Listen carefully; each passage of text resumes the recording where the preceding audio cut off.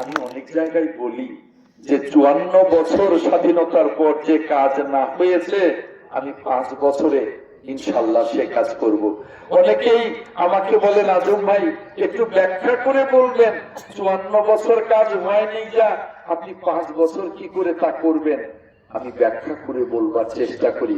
আমি বিএনপির একজন সিনিয়র কর্মী, ভাইস চেয়ারম্যান। আমি গত 30 বছর দেশ নেত্রী ম্যাডাম খালেদা জিয়ার আইনজীবী। আমি গত 30 বছর ইনশাআল্লাহ আগামী দিনের প্রধানমন্ত্রী দেশনায়ক তারেক জিয়ার আইনজীবী।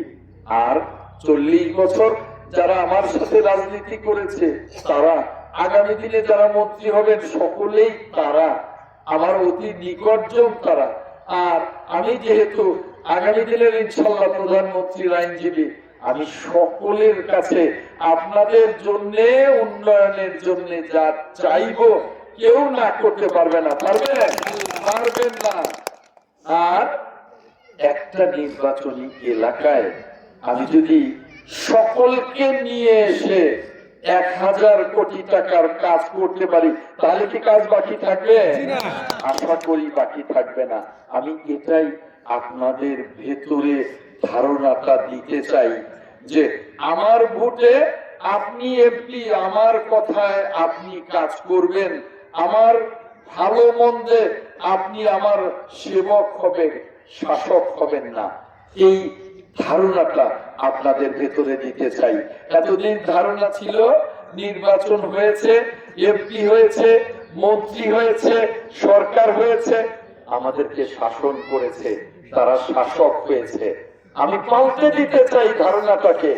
নির্বাচন হবে, এমপি হবে, মন্ত্রী হবে, সরকার হবে, শাসক হবে না, সেবক হবে। সেবক, আমি আপনাদের সেই সেবক হতে চাই আর সেই সেবা দিতে চাই তিল তিল করে আপনাদের প্রত্যেককে 5টি বছর। আর সেই সেবা দেবার সুযোগটি আপনাদের কাছে চাই। আপনাদের প্রত্যেকের মূল্যবান ভোট যদি আপনারা আমাকে দেন, আপনারা যারা এখানে আছেন আপনারা প্রত্যেকে এই অঞ্চলের মুরব্বী, আপনারা আপনাদের পরিবার, আপনাদের গোষ্ঠী, আপনাদের সমাজ প্রত্যেককে নিয়ে যদি প্রত্যেকটা ভোট এই ভোট কেন্দ্রে এসে দেন তাহলেই আপনাদের কাঙ্ক্ষিত কাজ করবার মতো আমার সেই যোগ্যতা হবে, অর্থাৎ আমি নির্বাচিত হতে পারবো।